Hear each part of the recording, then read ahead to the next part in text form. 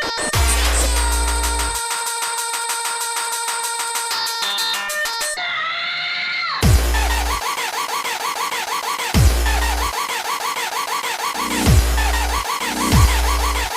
you really think life can save you?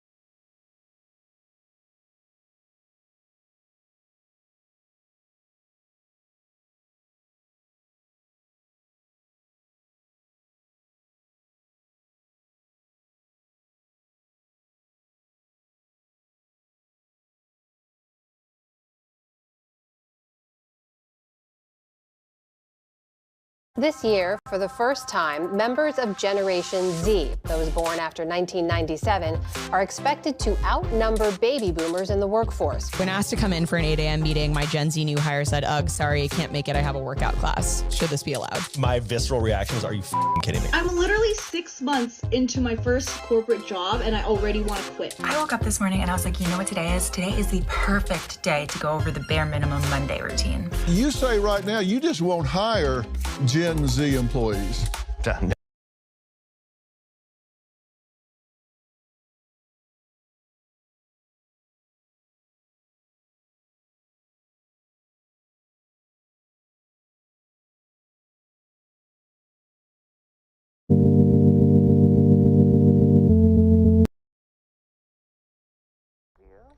Hello, thank you for clicking on this video. Today I'm going to be talking about signs that you might be aroace. You know, along with other stuff, educational stuff to teach you about aromanticism and asexuality, you know, queer stuff. Now there is plenty-ish videos that talk about signs you might be aromantic or signs you might be asexual. That was kind of a lot. So let's get into the 10 signs that you might be aromantic asexual, or on the aroace spectrum, or under the aroace umbrella. Number 1, foot lettuce. Number 1.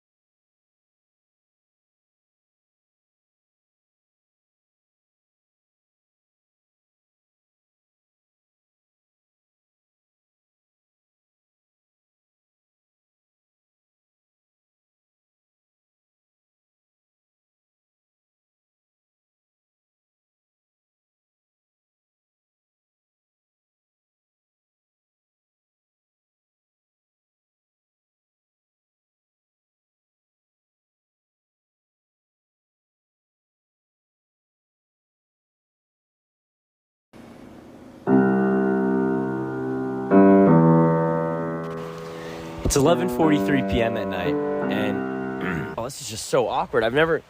Maybe now is where I should say, this is my first video essay ever. I've been a big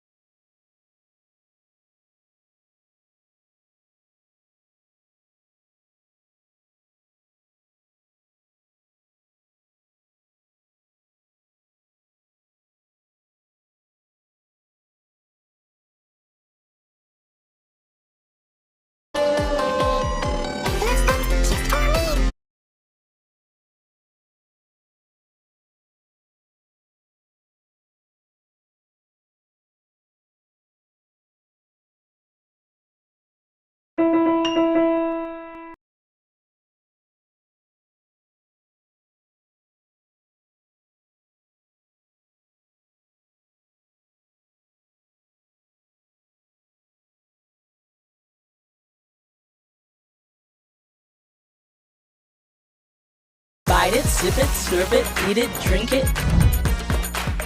Sip it, drink it.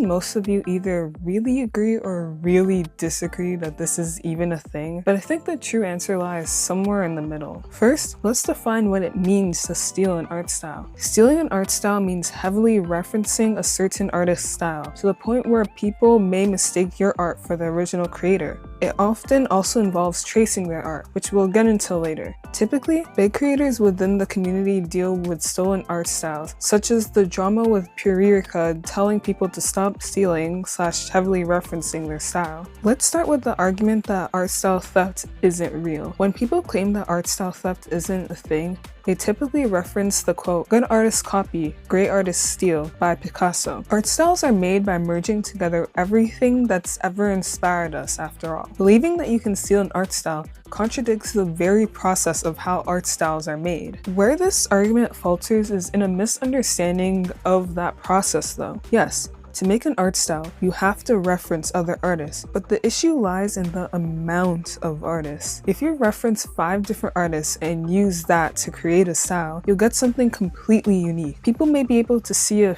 few spots of inspiration, but overall, it looks like it's your own thing. Art style theft comes in when you instead only draw from one inspiration. You copy the way they draw the eyes, the face, the proportions, the color themes, the clothing design, to the point where your art and their art are indistinguishable. You've no longer made your own style. You've made the Temu version of someone else's style. The issue of referencing too heavily usually affects beginners and young artists, as they find their art idols and strive to be as skilled as them, so much that they resort to copying them. In my opinion at least, most art theft isn't done out of malintent or to deceive others. It's done out of admiration and envy. Thing is, intention doesn't negate hurt. When you've practiced and studied until you finally make an art style that you're proud of, something that is uniquely your own, referencing all of the media and artists that inspired you throughout your journey, seeing someone come in and try to heavily replicate that feels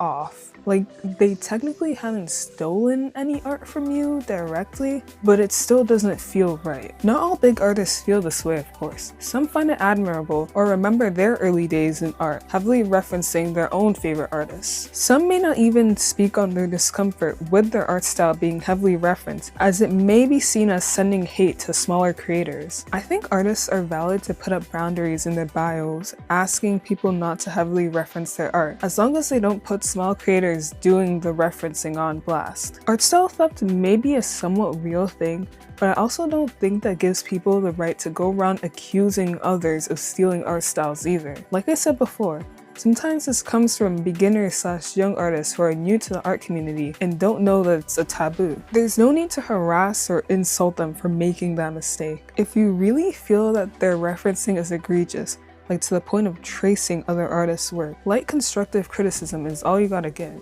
Some may accuse artists who happen to have similar art styles of copying, even though that wasn't their intention. Some people just have similar styles or draw from the same inspirations. Again, it's typically better to just scroll past if you feel someone is copying someone else's style and keep supporting the original artist. To conclude, art style theft is a somewhat real thing. It's not right to heavily reference / trace other artists' work, but it's also not an issue worth harassing small beginner artists over. I'm actually curious if you guys agree or disagree that art style theft is a thing. This topic is quite divided. Let me know your own thoughts in the comments and I'll check them out. That applies for any of these opinions actually. If you have something to add to the conversation, comment it and we'll discuss. If you're doing commissions, you should be familiar with how to draw different body types and colors. To start, this opinion is not a morality thing. I don't want it to be misinterpreted as that. The subjects of your drawings depend both on your own bias in what you find appealing and on the people you see around you, both in real life and online. My friend group has a mix of people of different races, genders, and sizes, so my character is also very vary in those aspects. If you're somewhere where you're exposed to a certain type of person, then that's gonna carry through to your drawings. I disagree with people who claim artists that let these biases slip into their work are racist, fatphobic, etc. Unless they're doing something egregious like making a character 10 shades lighter, you can give them the benefit of the doubt. Beginners are going to make mistakes. Even experienced people can slip up. All that's needed is some constructive criticism.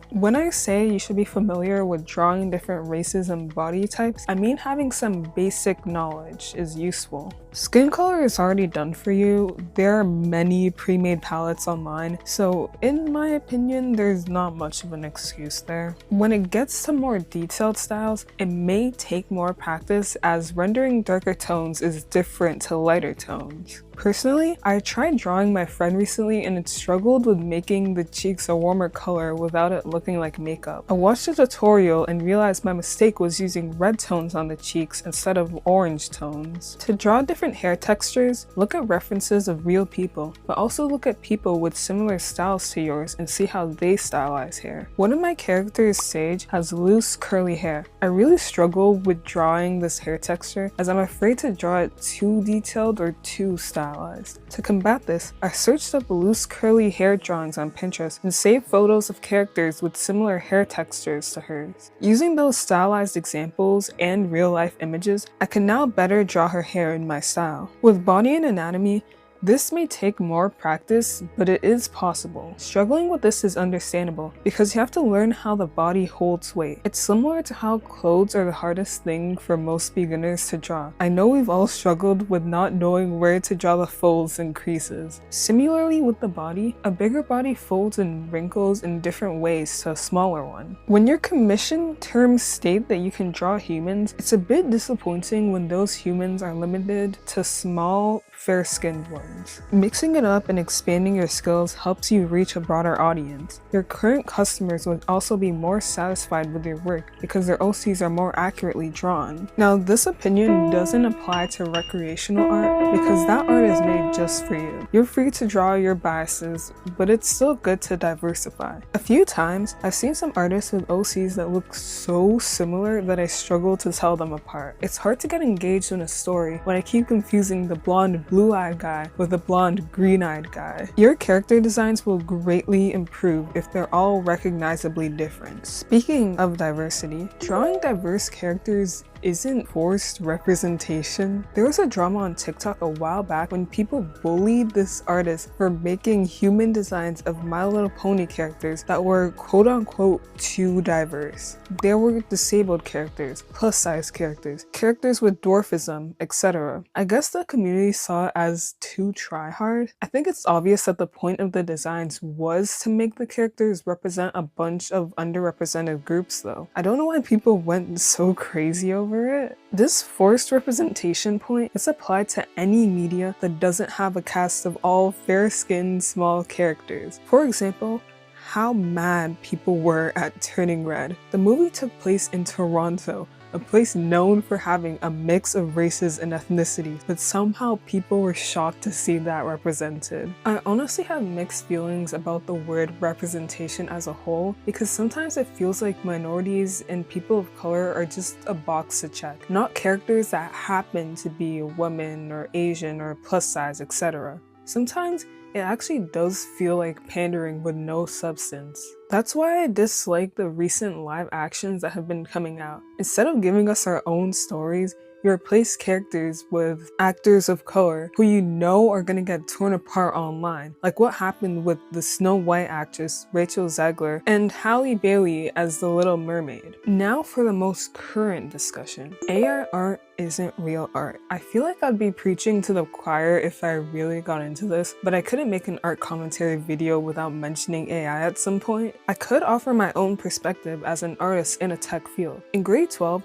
I was debating between getting an art degree or a computer science degree, and I decided to play for the enemy. I'm sorry. I will repent for my sins. But being for real, sometimes I do see people using AI art on some assignments and it just makes me cringe a little bit. I don't expect them to know why AI art is bad or to even care actually, so I just don't mention it. It's just a little disappointing, you know? It's hard to explain why generative AI is bad to someone who doesn't have any artistic or creative interests. They don't know the time and passion you put into your work and how insulting and scummy it is to have a machine regurgitate it. I feel like at the very least, they should be able to understand the copyright violations. I'm surprised those big companies like Disney haven't sued people over it yet. I assume it's because they also plan to use AI to make their movies. I know there's been AI spotted in some Disney properties already, like the show Secret Invasions was accused of using AI art in the intro sequence. I think companies are just testing the waters, slowly introducing it and seeing how the public reacts. Guys, can we have another strike because this is actually getting out of hand now. Another point related to AI, calling current AI art poor quality isn't actually an own. AI is rapidly advancing. I even saw my younger cousin watching some AI cartoons and the videos weren't even that warped. Even I find myself getting fooled by AI art recently. They no longer all have that airbrushed, uncanny, dream-like look to them or that anime style. They're starting to pass as work made by real artists. The more the generators are used, the better they'll get, and they're being used a lot. I feel like there are better AI criticisms that we can use rather than just saying that AI art looks bad. Talk about how it uses stolen, copyrighted artwork, or its effect on the environment, or how it's being used to take jobs, or how it's going to lead to a general lack of quality media if everything we see is regurgitated from something from the past. Not everyone cares about the quality of art, but they may care about issues that would directly affect them. Cleaning up AI art doesn't make it real art. I've seen a few dramas where artists are generating an AI image then cleaning it up to make it look like their own. It's honestly kind of embarrassing. Just draw yourself at that point. I think some people are too afraid to be bad at drawing that they'd rather take the cheap way out and have a computer do it for them. Like, they don't realize that this is the journey that every single artist prior to AI had to go through. No one is born good at art. The great artists don't post their flop pieces. It's okay to be bad at it at first. If you actually draw the stuff yourself, you'll get better. I think even the people who clean up AI art have to at least feel a bit of shallowness in their quote-unquote work. They didn't make it. They just gave something sloppy a little polish. I feel bad for the artists who now feel forced to take jobs where they have to clean up AI images. You go to school for 4 years just to not be able to draw anything. You're instead part of the system. It's just sad. This issue also brings up another point about people thinking that artists are pretentious or elitist for thinking AI art isn't real art. It's funny because art has to be one of the most accessible hobbies out there. All you need are a few dollars to buy a pencil and paper and you can start creating. Don't know how to draw? Well, there are hundreds of tutorials posted for free on YouTube. Want more professional advice? Take an online class or an in-person one near you. Don't know how to improve? Make some art friends and have them critique your work. The art community is so welcoming and it's built on giving each other free resources and advice. There's a stereotype of the starving artist for a reason. Our work is often devalued, so we know that we have to help each other out so we can all succeed. Artists aren't being pretentious or elitist when they say AI art isn't real art, because it's not real art. It's stolen work mushed together by a computer. There's no person who created it, only a prompter. Overall, I think people just need to try a little more. They're seeing that something they thought was easy actually takes a lot of work and learning, and instead of taking on the challenge, they take the easy way out. It's rewarding when you finally feel satisfied with the art you're creating, when you can finally carry out the visions that kid you dreamed of. Feeling demotivated, then looking back at your progress and seeing how far you've come. You miss out on the joy of creating art if you refuse to create art. Hard pivot, it's NSFW time. Minors shouldn't be posting suggestive/NSFW art. At least in Canada and America, it's illegal to even be looking at that stuff when you're below 18. Still, there's been controversies about minors posting art that's too suggestive. I remember there was this artist that I temporarily followed. They're in their mid to late teens, I believe. Suddenly, I see them posting art that feels kind of fetishy, suggestive. It just made me very uncomfortable, so I instantly unfollowed. That could be its own point too. Please put a warning in your bio if you draw suggestive artwork. It's kind of a jump scare to follow an artist because of one safe for work artwork you see, then start getting fetish art on your feed with no warning. Tangent aside, posting stuff like that when you're underage puts you in a vulnerable situation. I'll elaborate on this more in the next point. If you want to make that kind of art, just keep it to yourself. Most times, there's not much wrong with drawing NSFW stuff. It's when you expose it to others where you risk getting in trouble. You don't have to show people the freaky things you make. Just wait till you're of age and you can freely show it without putting yourself or others at risk. Adding on to that point, minors shouldn't be in NSFW spaces. You're putting the other adults in that space at risk. If an adult unknowingly sends a minor NSFW art, the adult can still get in legal trouble. You also risk getting taken advantage of by an adult. Even if you lie about your age, most proper adults can still tell when they're talking to a kid/teenager and can still take advantage of that. Again, it's not worth it to put yourself and others at risk over something as trivial as NSFW art. This is a disgusting one. Last NSFW topic, feeding it to young characters is weird and gross. It doesn't matter if the character is not real. You're getting off to the concept of a child. It is such a weak defense. Stories are meant to immerse you, make you feel for those characters as if they were real. They represent real things, real experiences. If you see a character that is meant to represent a real child and you feel those feelings, that is disgusting. I hear this defense of child NSFW art mostly from the anime community. It's unfortunate the amount of weird fan service you gotta look past to enjoy a lot of anime shows. Like one of my favorite anime shows, Kakegurui, has a huge problem with this. There are so many upskirts. Honestly, I don't even care about I'm figuring out how to censor this for YouTube. The very passionate. This guy's like, I offend everybody with my offensive humor, and then they offend people and they're like, what the fuck? How could you be offended? Hi everyone, I'm Bambi Bat and welcome to my channel, or welcome back to my channel.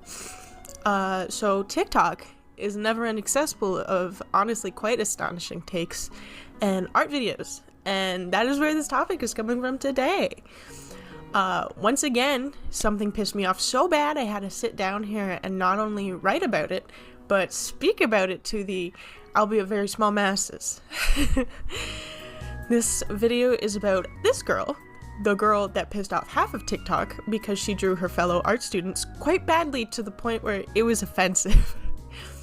Now, before I start the video, I usually say that if you disagree with me, we can talk about it in the comments below. I always preface that my opinion is not a fact. It's just my opinion. Last video, the comments got kind of out of control to the point where I felt like a lot of people weren't actually paying attention to my opinions or hearing me out whatsoever, so I feel like it needs to be said that respect of opinions goes both ways. I did see people leave a comment and then apologize for being so harsh, which I saw and appreciate. So if you cannot disagree with me without disrespecting me, I just won't engage with you. So for this video, I will say that my opinion is my opinion and not fact. And if you disagree with me, you can leave a respectful comment and maybe we can chat about it below. With that being said, let's get into the actual content of this video. So the video that I'm going to be talking about today was supposed to be this TikToker comparing her humor to the humor of people she knows in art school, but her humor never lands. Honestly, it's kind of a boring video except for how she drew all of her characters. But I'll show you the video in full so you can form your own opinions before I talk about it. Unfortunately, I could not find the original video because I believe she deleted it.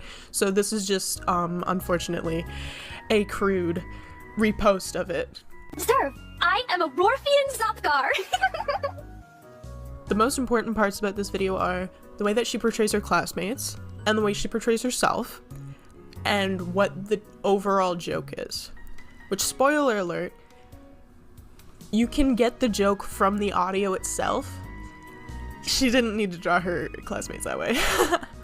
So obviously the way that she drew her classmates is not attractive and in a way that has ugly features, which, by the way, I'm not calling ugly. I have some of the features portrayed, but they are not drawn the way that she draws herself, to say the least. The three other people she draws are clear caricatures of someone who is fat and alternative. One is a weeaboo with, I guess she's a furry, and the other one is hunched over with glasses and acne, and I think she's also a weeaboo. Unfortunately, I can't give you all of the information.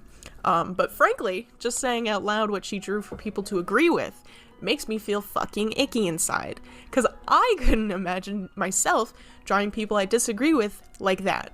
It just is like so cartoonishly evil. Like, yeah, everyone who disagrees with me and my sense of humor, I will draw nerdy, ugly, and fat. Like, girl, look inward. Maybe you're the problem. What the fuck?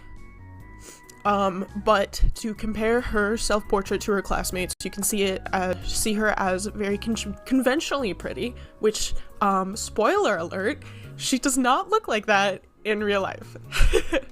Obviously it's not a crime to enhance some of your features and make a self-portrait that makes you look super cute, but the context of drawing your haters, quote-unquote, fat and ugly, and then yourself as like gorgeous and pretty and like skinty, that is just such a crazy thing to do.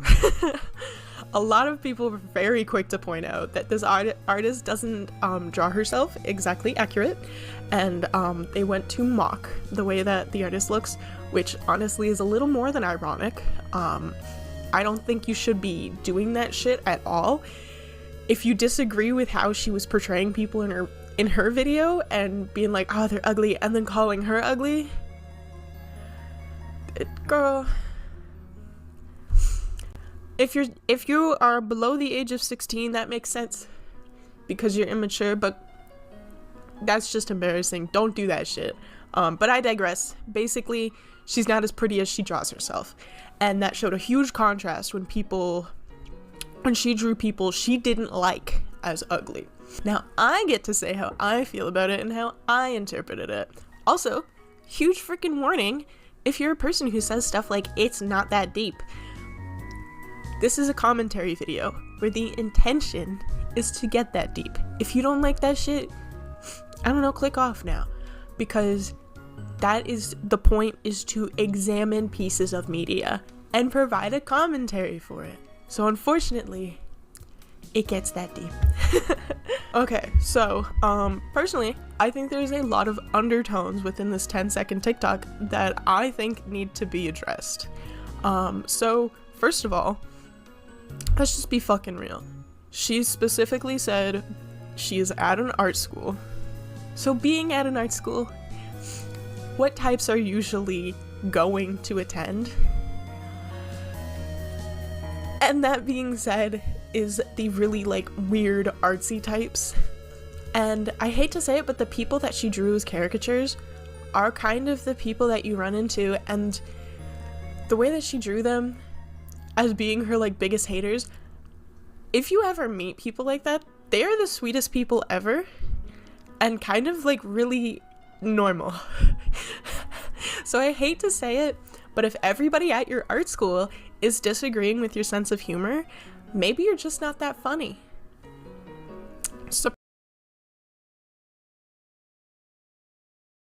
Maybe you're just not that funny.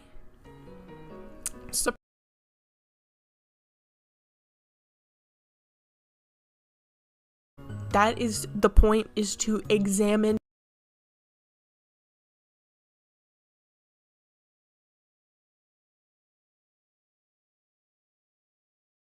Hey guys, welcome to this video. I hope you're all doing alright.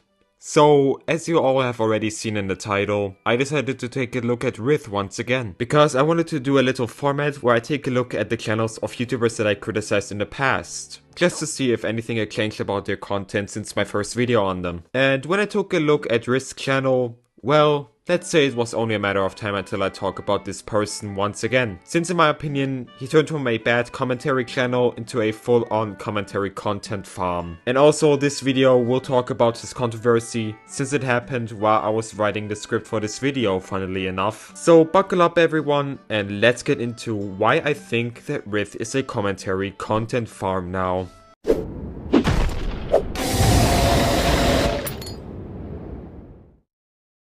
I think we should begin like in the last video about Rith, with the channel description, because it has in fact changed. I mean, his original channel description had basically nothing going for it. It was a link for his Spotify profile and that's it. Now the channel description has actual text in it, saying that he is an act and not a role model, as well as saying that he doesn't hate the people he talks about and that he could honestly, quote, care less about them. While I appreciate that he now has an actual description, if you actually analyze what he is saying, you immediately notice how hypocritical it is. Because what is about the James Charles video or your earlier videos about Chappie Sway, including the interview? Those were mere examples of videos where your tone was rather serious, which, while not being bad, goes against the things you wrote in your own channel description, thereby lying about what your channel is about. That is already a great start, isn't it? But trust me, it only gets worse. Because now we get to the thumbnails. And this has been a problem that has been discussed by many people, including me. Rith really tended to sexualize his thumbnails, basically as far as he can get away with most women in the thumbnail looking with a very sexual expression, as well as having a very exaggerated upper half, if you know what I mean. Well, this problem is still present, but his thumbnails have still changed. Because at the time where I made my first video, he had an actual thumbnail artist for all of his videos, which, while not looking great, it at least gave his channel some personality. But now, he seems to not even have that anymore, since his thumbnails are basically Veg for Me 2.0, having a sniper wolfish design with the same character still in each thumbnail. And when talking about the sexualization, he's now even more shameless in my opinion than he was back then. Just take a look. Those black lines you see in the screenshots are sexualized parts that I chose to censor manually for this video. He has those thumbnails uncensored on his channel, which I find actually gross. And one of the thumbnails is also one of the most hypocritical things I've read in the thumbnail in quite some time. And that is the thumbnail for this video right here. The video's title is Zong has changed for the worst, with the thumbnail saying Zong's thumbnails. Meanwhile, Rith directly shows the sexualized depiction of a girl next to Zong. Can you see the issue? It feels as if Rith would be thinking that he has a pass for the sexualized thumbnails just because the YouTuber he talks about also does that.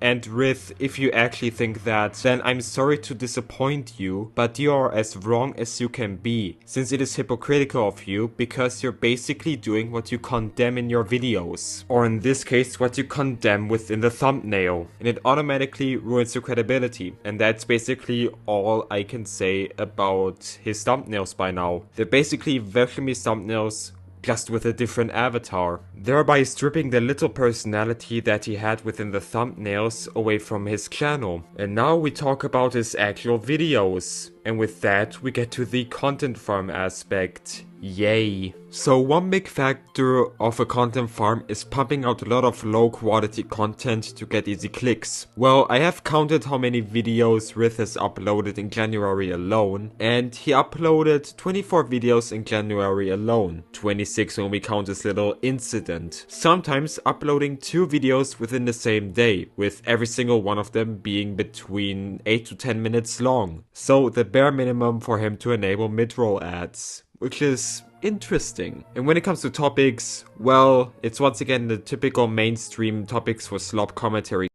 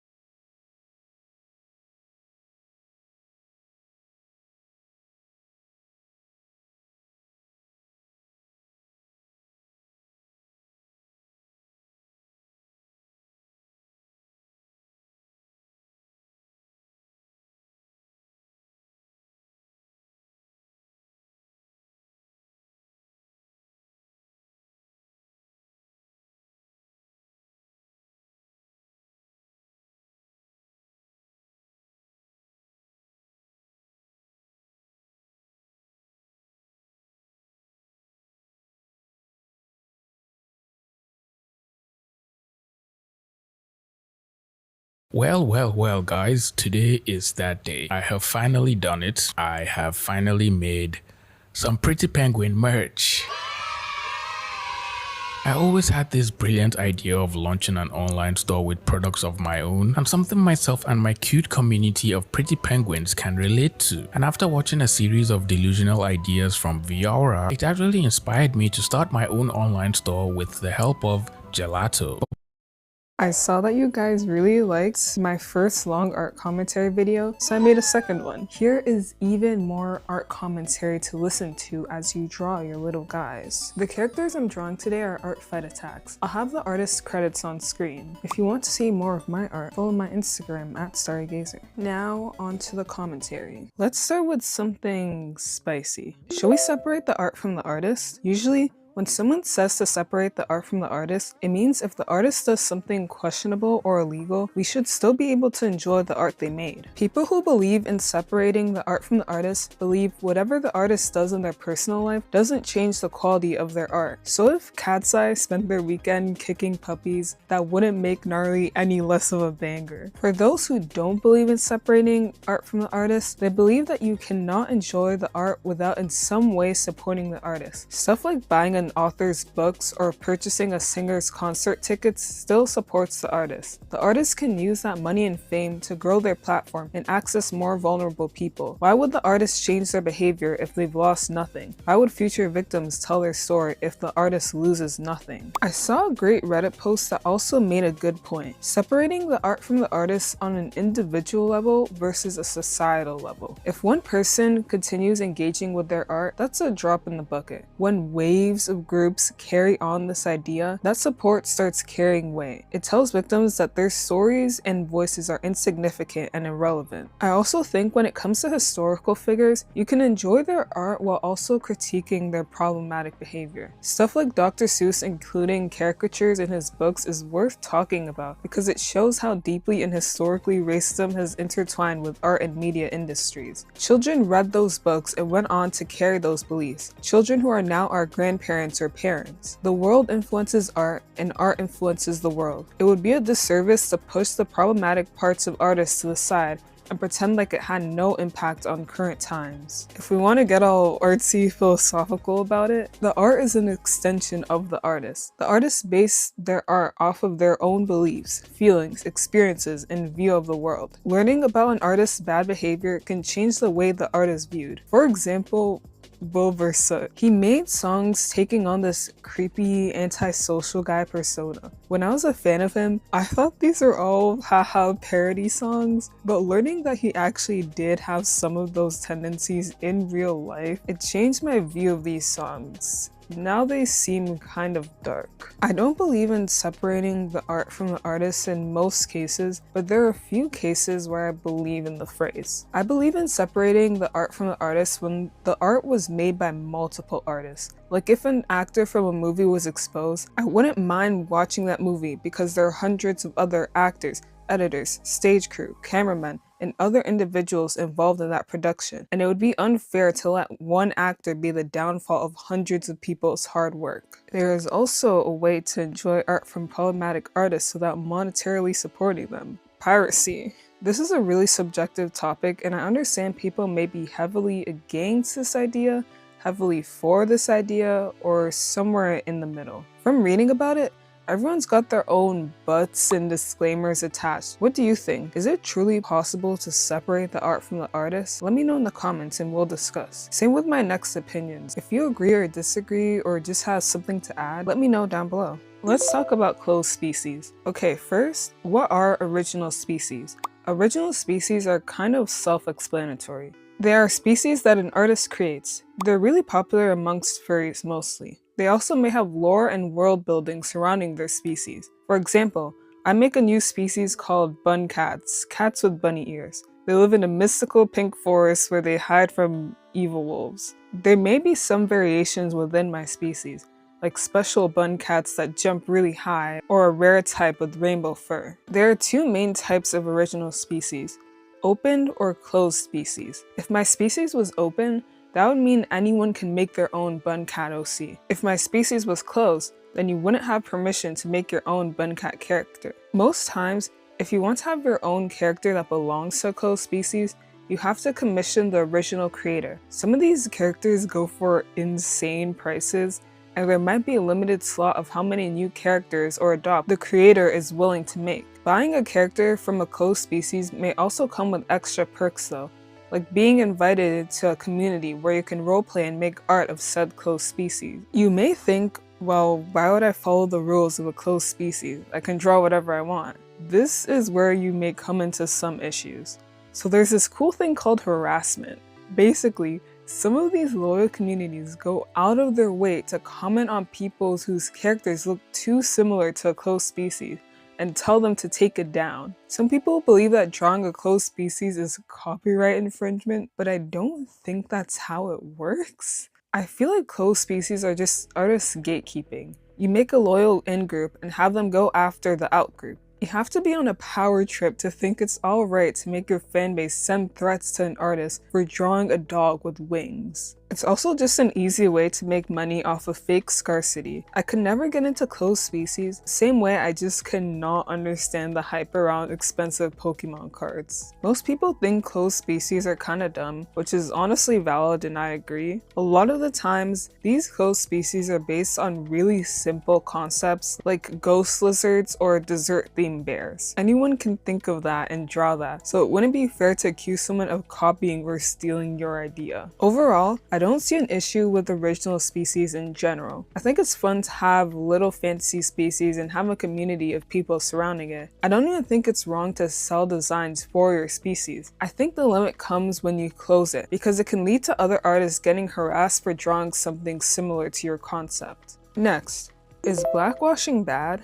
I remember back when I was first getting into the art commentary community, I watched some Thuman videos talking about this issue, so this is a nostalgic topic for me. I should also probably preface this by saying that I'm black. First, what is blackwashing?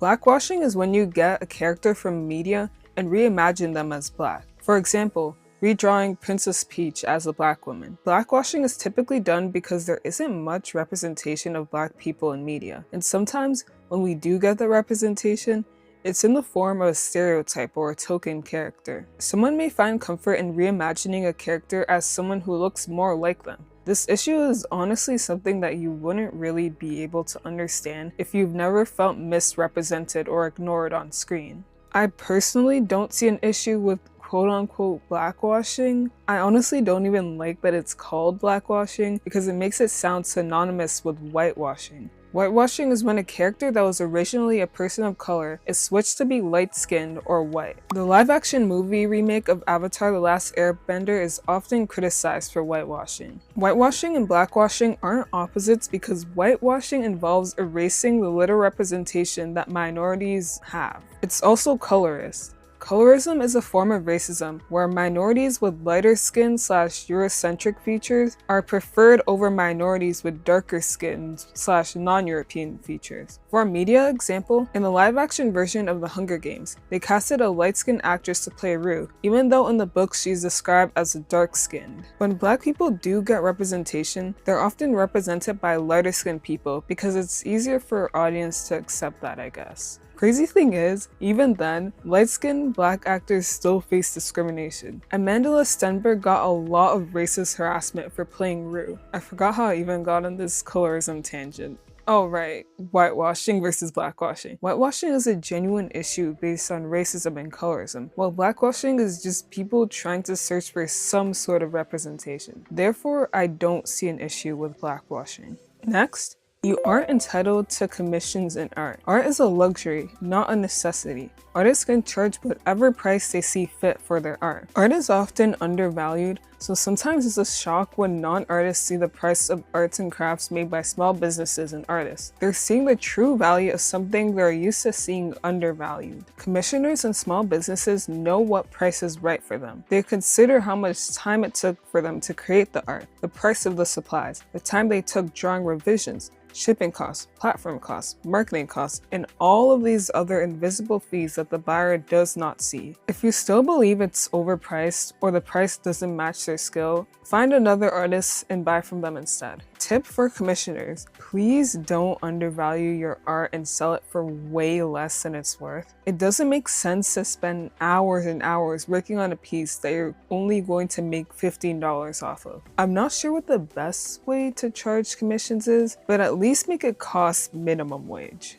I watched this video a while back where an artist talked about how when a bunch of artists undercharge their art, it sets a standard for the community and for the buyers. It's better for you and for the community if you charge what you're worth. And again, if someone doesn't like that price, let them find a different artist. You don't have to change your price because of some people who want cheap labor.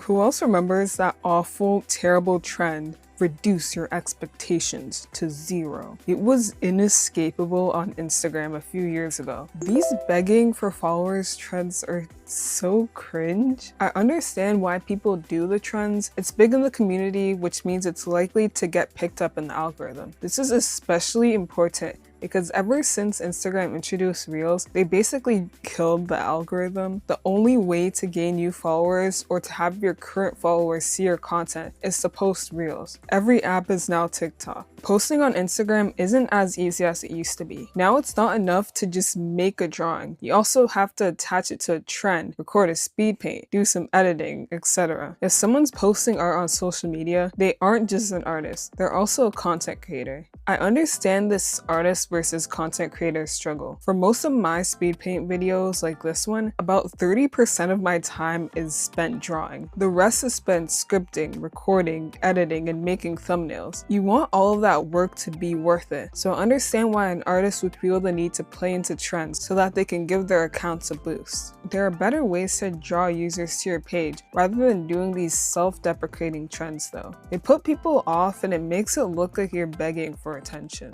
People end up following out of pity, not because they like your art. I think the trend and similar trends were funny at first, but once it got oversaturated and every reel you see uses the same audio, it gets annoying. Don't accuse everyone of using AI. There's been a few dramas here and there, mostly on Twitter, where people will accuse artists of using AI. As AI improves, it gets harder to spot. Sometimes, the most reliable way to figure out if something is AI is by zooming in on the piece and finding parts that don't make sense. Something like the hair blending into a finger, inconsistent character details, and other mistakes that a real artist wouldn't miss. The issue is, now everyone is under surveillance. People are mistaking genuine errors for AI. I honestly don't know how we can fix this issue. You could try DMing them or leaving a comment politely asking if they're using AI. A real artist would probably be willing to send proof of sketches or speed paint, while an AI user may get weirdly defensive. Just note that even real artists may not be willing to post sketches and speed paints, so keep that in mind and respect that boundary. It's crazy that AI has advanced so much that you can use it to even fake speed paints. Oh, there was this art drama I saw where this artist was accused of tracing/refining AI art. They'd post fake speed paints where the anatomy skills on the rough pose were way off compared to the anatomy skills in the final. I can't really tell if that artist truly was using AI or not though. I wouldn't want to falsely accuse someone of using AI, and the proof that people use could easily be explained away. Anyways, I'd say maybe don't accuse someone of using AI solely based off of one artwork. Check if there are weird mistakes that point to AI all over their page, sudden large improvements in their art, daily posts of really detailed art, and other hints at AI use. Using bases isn't cheating. By bases, I mean those art bases that usually float around Pinterest. Rough sketches of group or solo poses meant for other artists to draw on top of. Previously on DeviantArt, there are also bases based off of popular media, like My Little Pony or Sonic the Hedgehog. Bases are often used by young and beginner artists. We've all had to fight that beast that is learning anatomy. Sometimes it's nice to skip the battle and go straight to the fun part. I remember when I was younger, I was having massive art block. Everything I drew looked so bad, and I could not get things to look the way I pictured them in my mind. I then discovered bases and started using them. It massively improved my self-esteem and belief in my skills. Bases helped me enjoy art again, and once I felt comfortable, I went back to drawing the art all by myself. One of the issues people have with art bases is seeing it as a crutch. They think artists are taking the easy way out instead of learning how to draw properly. This point isn't technically wrong, but I don't fully stand by it either. Not everyone is interested in improving their art. Some people draw casually and don't care that bases prevent them from advancing their skills. Some people also don't consider art made using bases to be real art, since the artist didn't fully create it themselves. I think the work can still be considered original, it's just made using a shortcut. They still made most of the artistic choices, like the coloring, the character design, the line work, etc. I do have a reminder for you guys though. If the creator of a base says to give them credit when you use the base, make sure to give them credit. They're helping you and giving you free resources. Don't take advantage of that kindness. A related point, for some reason people think using references is cheating. References are a foundational part of making art. For hundreds of years, artists have used references to make art. You can't just visualize anything you want to make, especially if you're a beginner. You haven't built up that mental library, so you're probably going to need to search up lots of references. When I was first starting, I'd spend a quarter of my time drawing just looking for references because I had no idea what I was doing.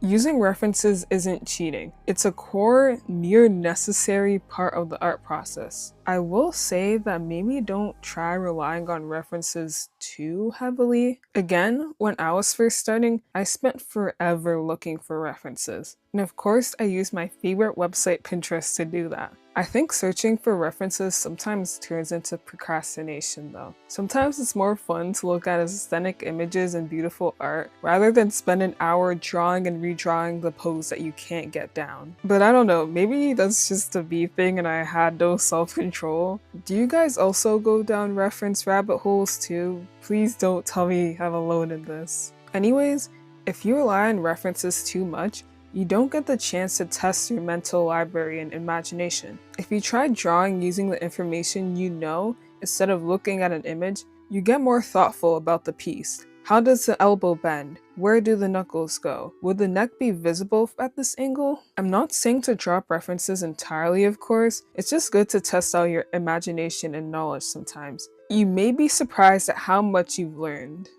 Okay, I have this thought every time I watch a video talking about TikTok art drama. A lot of these art opinions and discourse on TikTok are just rage bait. So many times, it's just someone saying something so extreme and disagreeable that it feels manufactured to piss a bunch of people off. It's like how if you opened up your Twitter For You page right now, you'd probably see some tweets where someone says something so dumb and unreasonable. Then their replies are filled with people calling them dumb and debating their point, falling for the rage bait. It's all for engagement. The more controversial your take, the more comments you'll get with people agreeing or disagreeing and causing debates in their comment sections. This boosts the video to even more people, then more people get mad and the cycle continues. Honestly, I can't tell what frustrates me more, rage bait or people falling for rage bait.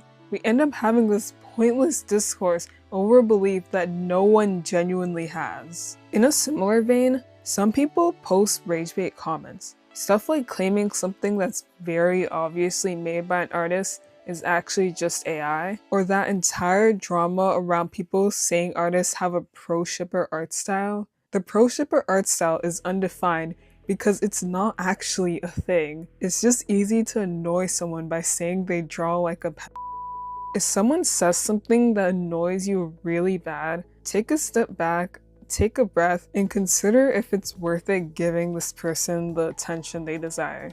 The only way to piss off a rage baiter is to give them zero response.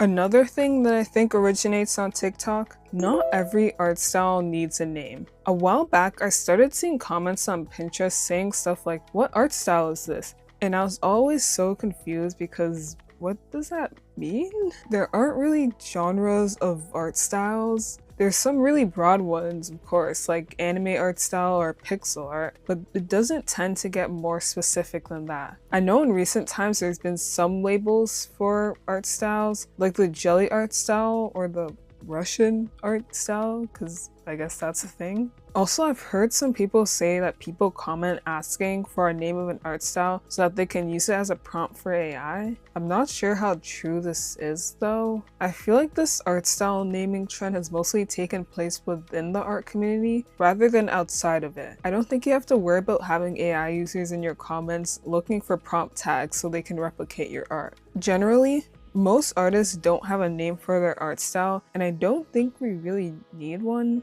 One artist's style can vary and change so much over the years, even over a few months. Like I have these two art pieces, completely different styles, but they were drawn 2 months apart. Applying one label to an artist's work and style is kind of restricting. I don't think there's any real harm with it either though. If you like it or want to label your art, go for it.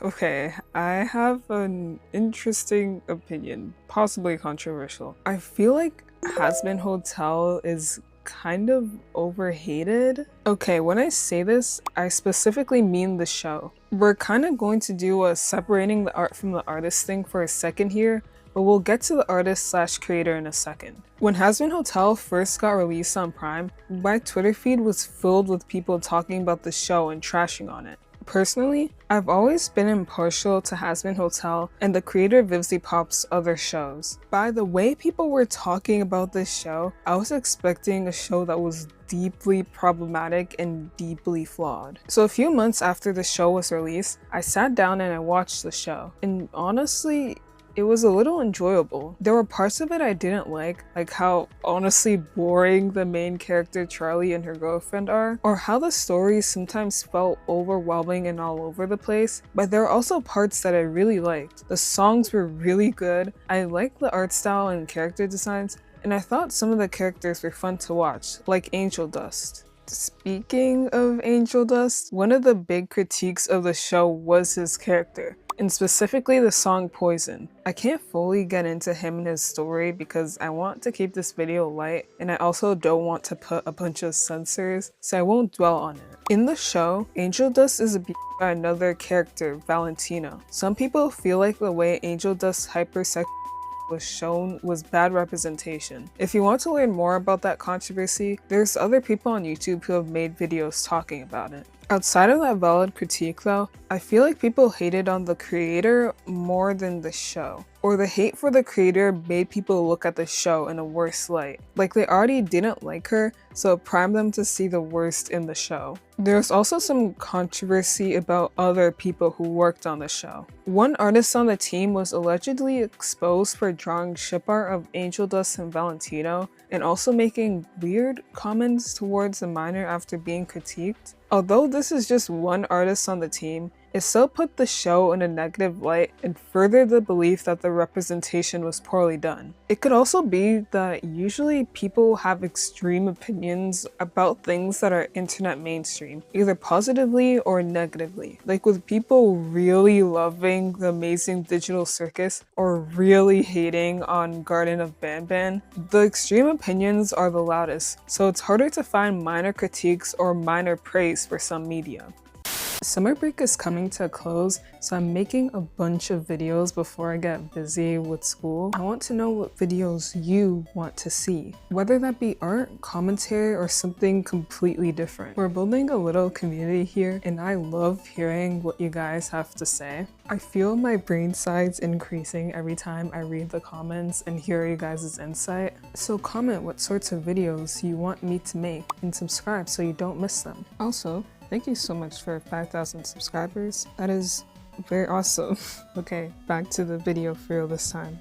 Oh my gosh. Okay, I don't know why this even has to be said, but don't put your art into AI generators. There's been a few trends in the art community that involve AI, like the microwave trend. There was this app or website where if you give it your character, it'll use AI to make a character turnaround. This is one of those cases where I wish AI was just left in the hands of artists, because that would genuinely be an amazing tool for artists and animators, but that's not the world we live in, and feeding your art to these AI generators is training the model so they get better at replicating copying and stealing art. You're giving it free material to work with. Also, apparently some artists use AI to make art references. Even putting the environmental concerns and art theft aside, the image itself is probably going to have so many errors that it would render it useless. Your character is going to end up having 6 fingers. But yeah, please don't participate in AI art trends if you see them going around. There are better things to do with your art that don't harm the media nor the community. Oh, I saw a comment from one of you guys that talked about how people label caring about things as being a tryhard. I saw a reel where someone posted comments they got on an animation meme they made about a fandom that kind of died a few years ago. There were comments saying stuff like blank fandom in 2025, this is corny, and people hating for no reason. Like, how is it cringe to care about media now? Is that not what fandoms are for? Someone spent hours, even days, animating a character they enjoy and share that interest with the community just to get a bunch of rude, unnecessary comments. This sounds so childish, but actually though, why are people so mean for no reason? If we label people as cringe for showing effort, we're just going to keep getting the same cookie cutter slop content. People are going to be afraid of stepping out of the norm because they don't want to get flooded with hate comments. Labeling stuff as cringe in general is just cringe. Like, I genuinely think it's cringe to call someone cringe sometimes. You're really hating on someone for having a good time, having some childlike wonder. Why does it annoy people to see someone doing something that they personally would not do? This is what I like about Scenecore's methodology. I talked about this more in a video I made about 2020 TikTok, but basically, Scenecore is about freeing yourself from cringe and indulging in whatever makes you happy. Express whatever it is that you think is shameful, whether that be quote-unquote childish interest or alternative fashion. The art community needs to follow this belief too, because I think it would be genuinely harmful if cringe culture had a resurgence within the art community. We don't need to repeat history and go back to bullying kids for being a little bit different. Speaking about art internet history, let's talk about DeviantArt. I wish we could have a true DeviantArt replacement. I didn't know about DeviantArt in its peak, and I regret that ignorance every day. It sounds like it was such a fun place, just sharing your art and fan art, making art friends, joining art communities. It was just for artists too, so you don't have to make your content broadly appealing like you would on a regular social media platform like Instagram or Twitter. And oh my gosh, no short form content prioritization. I don't know, I'm probably looking at it with rose-tinted glasses because I never use the site, but from what people have said about it, it sounds like it was really fun. I feel the same about Tumblr. The site seems like a fun place from what people have said, but it's so overwhelming for new users, at least in my opinion. I'm not used to its tagging system and how it's primarily for people who are into fandoms. I'm not that into fandom culture, although I've always wanted to be because it looks so fun. It's hard to get into Tumblr if you're not looking for art from a specific media though. What I do like about it is that apparently content doesn't die a week after posting it. Like how on YouTube, if you post something, you can keep getting views on it months later. There's been a few art social media platforms and apps that always seem like they're going to be the new social media made just for artists, but everyone always forgets about them after like a week. I'm not sure why they never last, to be honest. Maybe because they're still empty, so you're just posting to the void. I feel like these new art apps have to have some sort of campaign or other marketing strategy to get people to stay on the app for longer than a week and show what superior features the app has to offer. Okay, big surprise, I have another thing I'm going to blame on TikTok. There are so many art tutorials that aren't tutorials at all. They're process videos. Nothing is explained. They'll be like, so I render the hair like this, then I render the eyes like this, then I shade the skin like this. That's not teaching anything. You're just narrating your process. There's a difference between that and going, so when shading the hair, you put the lighter colors closer to the face and the darker colors further away. Explain why you're doing what you're doing. I say this is mostly a TikTok thing because whenever I see these tutorials on Pinterest, it's always a re-uploaded TikTok. It's kind of just frustrating because it makes it hard to find real tutorials when your feed is filled with processed videos. A tip when making a tutorial, make sure you're explaining why you do the things you do. It doesn't have to be a full detailed lecture. Even a sentence explaining why you shaded with a desaturated color versus a saturated one could be really beneficial to someone learning. Beginners don't know why you're making the choices you make, so don't assume they'll pick up on why you're drawing in a certain way. Another thing, you can also just call it a process video instead of a tutorial. People can still learn stuff and learn how you draw based on watching a process video. It's just a bit more difficult and requires some prior art knowledge. Okay, this isn't much of a critique, just something I've noticed.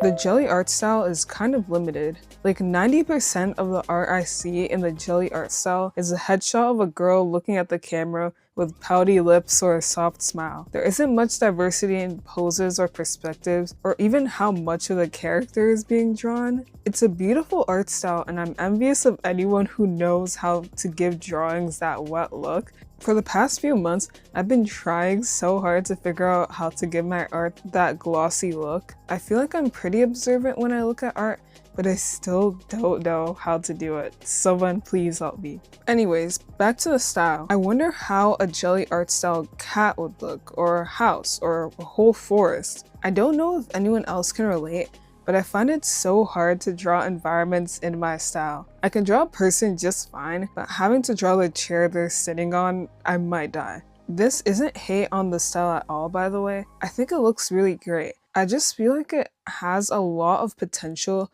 if people are willing to push their subjects a little bit more. Adult animation should have more whimsy. Disney cartoons are some of my favorites, specifically Gravity Falls and The Owl House. I'd like an adult animated show that has the same whimsy and charm as those shows, while still catering to an older audience. I feel like most adult animated shows I've seen try to veer really far away from anything that would be considered childish so that adults can know this is for them. But why can't we also get some silly cartoons, some magical adventures? Since I'm out of high school, I've been wanting to watch more media featuring college-aged people, but I'm realizing how little of that there is. Like most shows I see on Netflix are either about high schoolers or grown adults. It's kind of weird because I feel like that's a huge market that's being completely skipped over, especially because there's some shows that would make more sense if they were about young adults, like the classic example of Euphoria. No one in that show even looks like a high schooler. I have to suspend so much disbelief when I watch it because it looks like a bunch of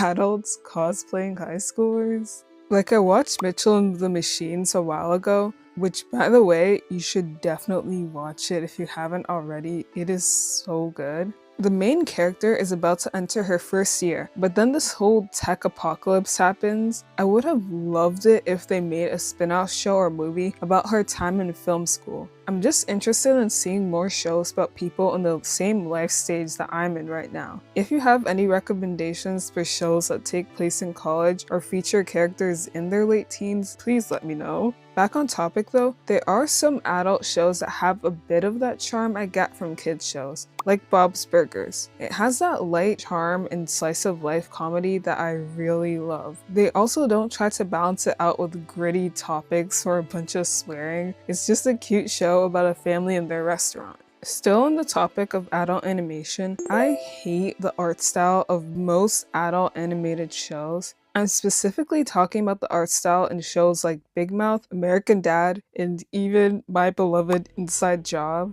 Okay, side tangent, I don't even know if I want Netflix to touch animated shows anymore. They always give us these amazing shows just to leave us on a huge cliffhanger and cancel it. Like Dead End Paranormal Park. It actually hurts. The representation in that show, the story, the characters, there were so many good things about it. But of course, it got hit with that 2-season curse. It's hard to get interested in new shows Netflix releases if there's a 60% chance the story will never get resolved. Sorry, okay, back on topic. Damn, I feel like I could make a whole video where I just ramble about things like a podcast. I guess this video is already kind of like a podcast. Okay, anyways, back on topic for real this time. I think the thing I hate most about adult animated shows are the buggy eyes. I feel like if they just remove that detail, just make the eyes a little smaller and the pupils a little bigger, they'd look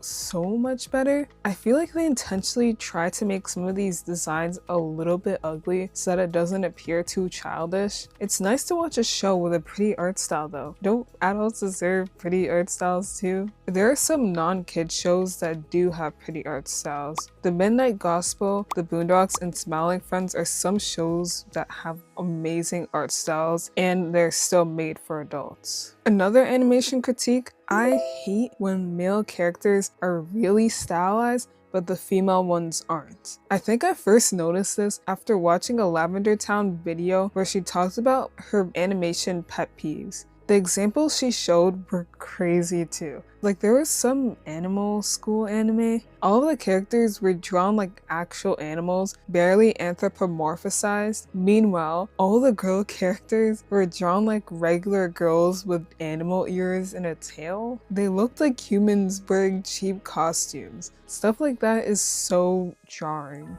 Or when they give the female characters human boobs, it looks so stupid. Especially when they tried to make the animal kind of curvy. Like, why is the mouse trying to make me hard? Please stop. The only time they'll heavily stylize female characters is when they want them to look kind of attractive, I guess. This is why I love V-Stars. Female and male characters actually look like full animals. They've kind of got that human boobs on animals thing going on, but I can let it pass because it's not too egregious. Okay, this is a thing I really dislike about the art commentary community. How some YouTubers fearmonger with extreme titles. Let me first explain what fearmongering is. I'm quoting Google here. Fearmongering is the action of deliberately arousing public fear or alarm about a particular issue. Sometimes I'll click on an art community or drama video like, "This art trend will end the art community," and it's just a mildly harmful art trend. I always click off halfway through because I'm like, why is this even worth covering? Especially the ones that are just about rage bait. Again, I feel like so many of the popular dramas within the art community is just people falling for rage bait. It's just kind of clickbaity to make a title that extreme when the thing you're talking about isn't even that serious. It's what get clicks though, so I don't expect people to stop doing it. I just block channels like these and move on nowadays. Okay, for this next thing, I feel like it's a huge thing that holds back so many artists and aspiring content creators.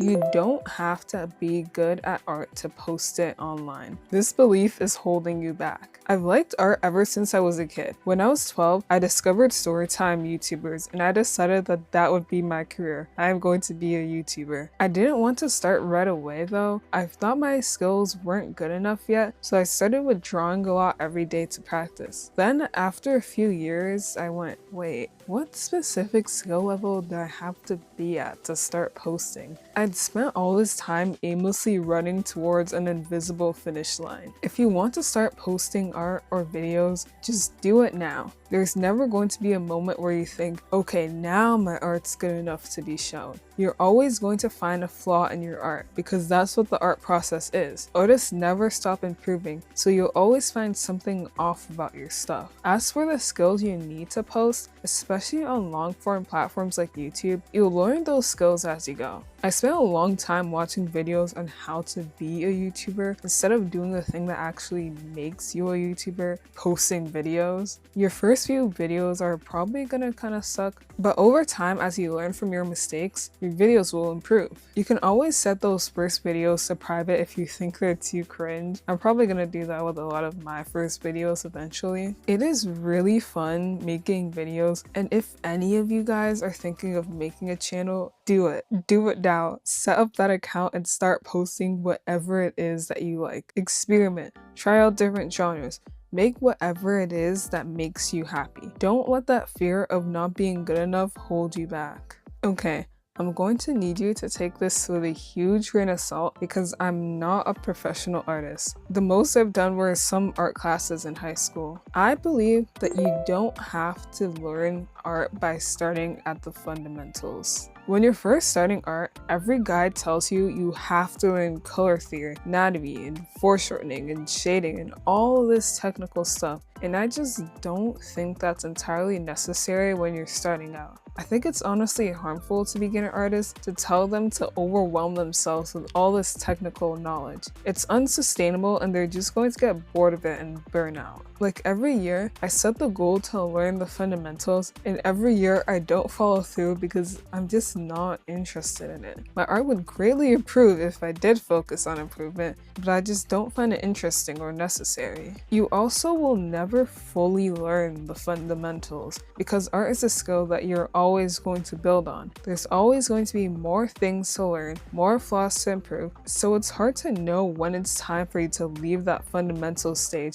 and move on to drawing what you like. I think it's best to have a balance between technical knowledge and drawing for fun. If you're interested in improving, you do need to spend time learning the fundamentals, but only dedicate as much time as you feel comfortable with. Maybe a controversial opinion, abstract art isn't that bad. It's pretty common to hate on abstract art. Usually people that think it takes zero skill, a toddler can do it, there's no meaning, etc. I used to feel the same way until I went to an art museum. It is so different seeing art online compared to in person. Specifically, the size. I saw this one art piece, I'll see if I can find it, if so I'll put a picture of it on screen. It was this huge piece, maybe 10 feet tall. It had a white background and black and gray strokes in the middle. It looked like the aftermath of an explosion. It was so cool and so beautiful. I imagined how differently I would have thought of it if I saw a small compressed version of it online. Okay, this sounds so artsy-fartsy, but I'm being for real. You just have to experience abstract art in person, especially the huge ones. There is another common opinion against abstract art, that it's overpriced. That one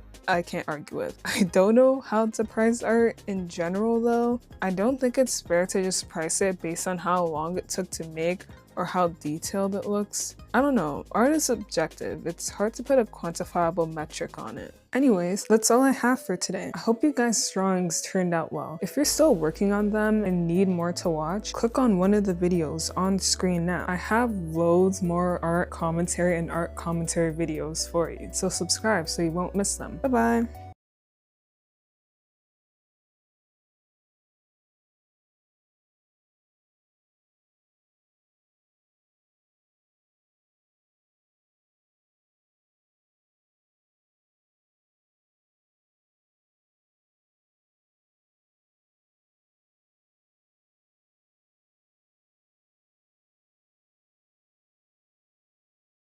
Hello, my name is Bubs, I'm an artist, and I like to hear myself talk, and today...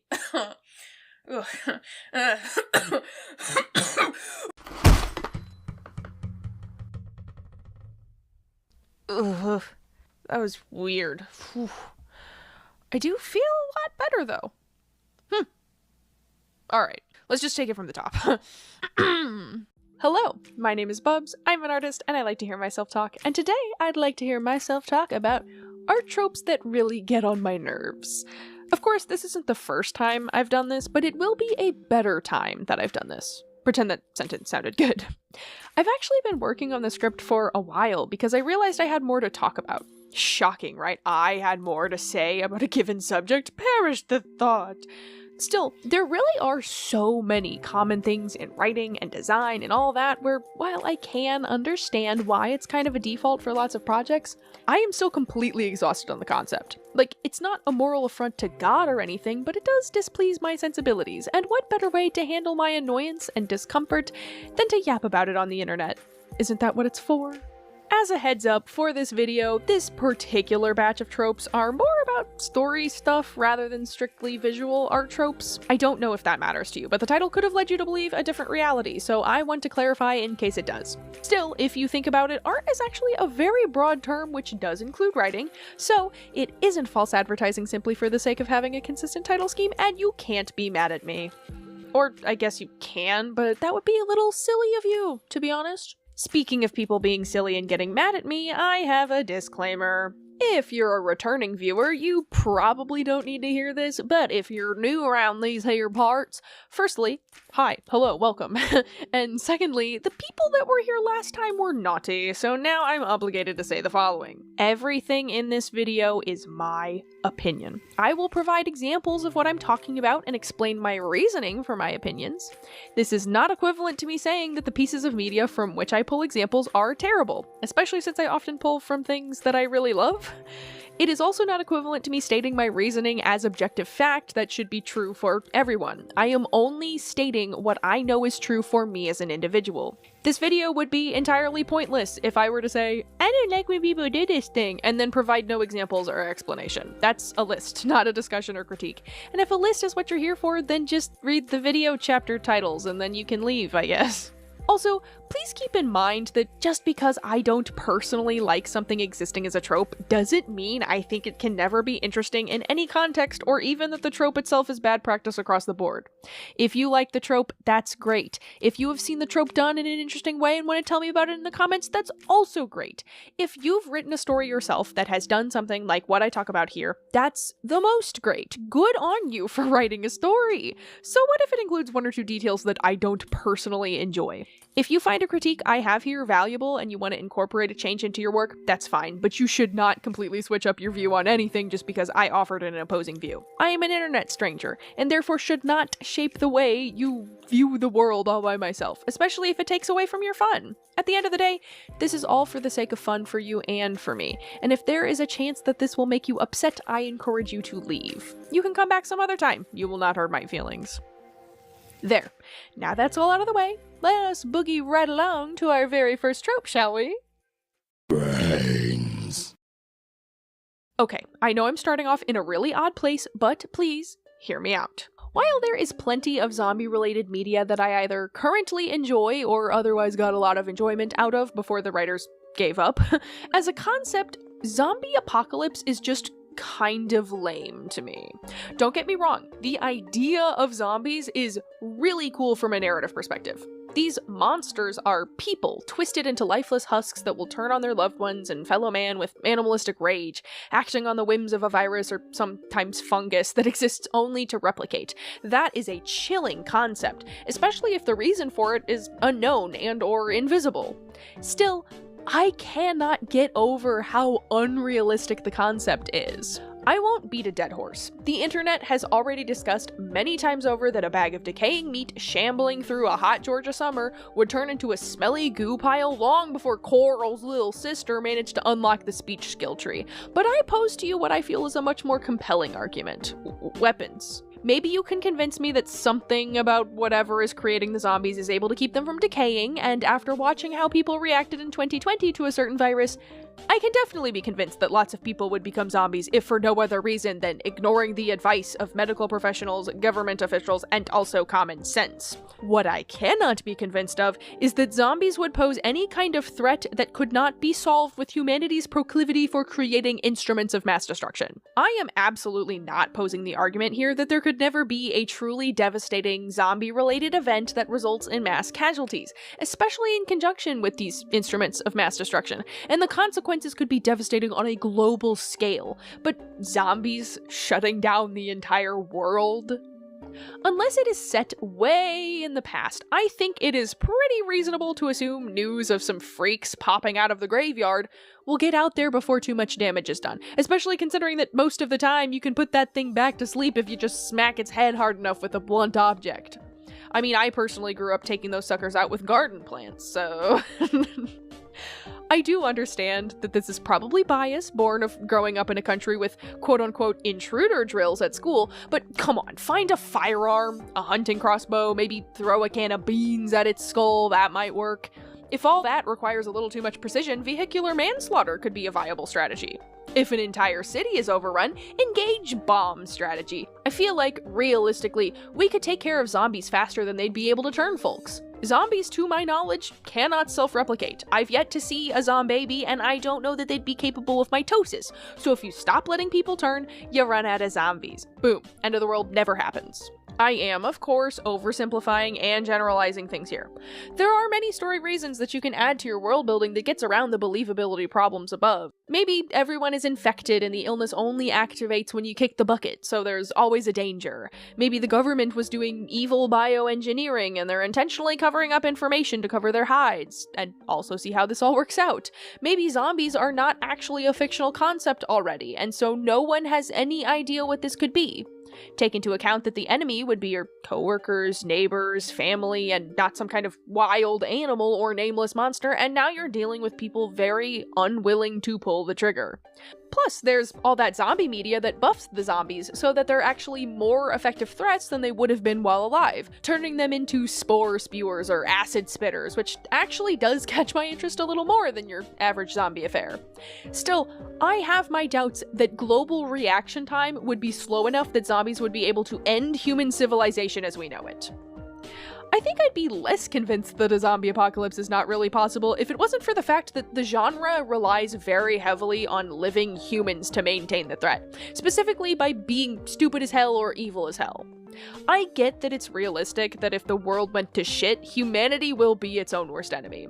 There would be a brutal competition for scarce resources, and some people just suck. That's just how the cookie crumbles. Still, when zombies are supposed to be scary, it's a little goofy that after the initial, zombies kind of panic subsides, zombies rarely get kills unless people are actively ignoring the precautions that they have already learned not to ignore. I guess people dying to stupidity in horror or horror-adjacent media isn't exactly unique to zombies, but still, individual zombies are rarely much of a threat and won't end up racking up victim after victim like the still living humans. I mean, come on. If you're anything like me and had a neglectfully permissive parent that allowed you to watch the Resident Evil films as a child, the stuff that stuck with you is everything that went down inside the spooky government facility, specifically that shit with the lasers, and also how hot Mila Jovovich is. And that one even has cool zombies. When people ask you what the scariest forces are in The Walking Dead, nobody thinks of the namesake of the show, they think of these motherfuckers. Rightly so, but unlike in Resident Evil, neither of these goons even had anything to do with why the zombie apocalypse even started. They're just capitalizing on what's already happened. Just really internalize that the most iconic and scary things within The Walking Dead stopped being The Walking Dead after, like, season 4. Side note, I'd like to start a petition for Jeffrey Dean Morgan to stop being really scary and really mean to Steven Yeun during season finales of shows. It's only happened twice now, to my knowledge, but Doofenshmirtz meme. Secondary side note, the amount of crossover from the Walking Dead and Invincible cast is absolutely silly. They've even started to borrow from other AMC shows recently. And Michael Mouse is there. Now, before you argue that they're actual characters and therefore it's an unfair comparison, yeah, I'll agree that it's a bit of an uneven playing field, but that's actually another issue I have with the genre and not a reason for me to be more charitable to it. Unless we're dealing with the zombie of an allied character that we've already gotten to know, there's rarely all that much to dig into. They're all just nameless and faceless bags of meat after a while. Very morbid, but it's how it goes. I think maybe my main issue with zombies is that they have an expiration date, not just because they're actively rotting. No, I mean more in a horror sense. The thing about horror is that it relies on things being unexpected, surprising.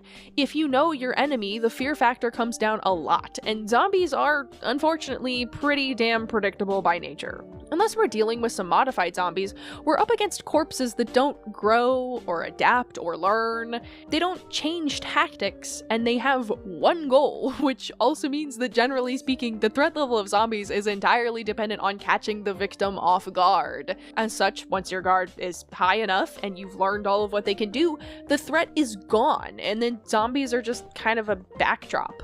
They become relegated to a weapon used by other threats, maybe an obstacle akin to a natural disaster rather than any kind of active entity, and at that point, I'm not sure why they're even here still.